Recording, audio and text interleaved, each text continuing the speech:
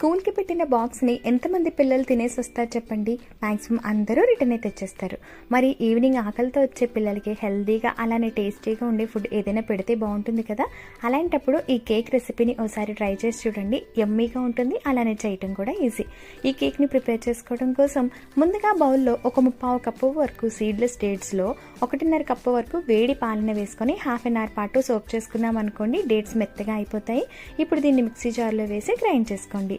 ఇందులోని ఒక half cup వరకు మెల్టెడ్ బటర్ లేదంటే ఆయిల్, అలానే 1 కప్పు వరకు గోధుమ పిండిని కొంచెం కొంచెంగా వేసుకోవాలి.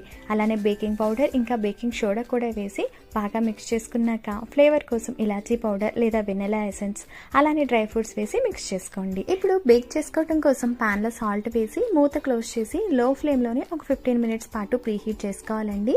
అలానే ముందుగా మనం మిక్స్ చేసుకున్న బ్యాటర్ని ఇలా కప్స్లో కానీ ఒక గ్లాస్లో కానీ లేదంటే కేక్ ట్రేలో కానీ వేసుకొని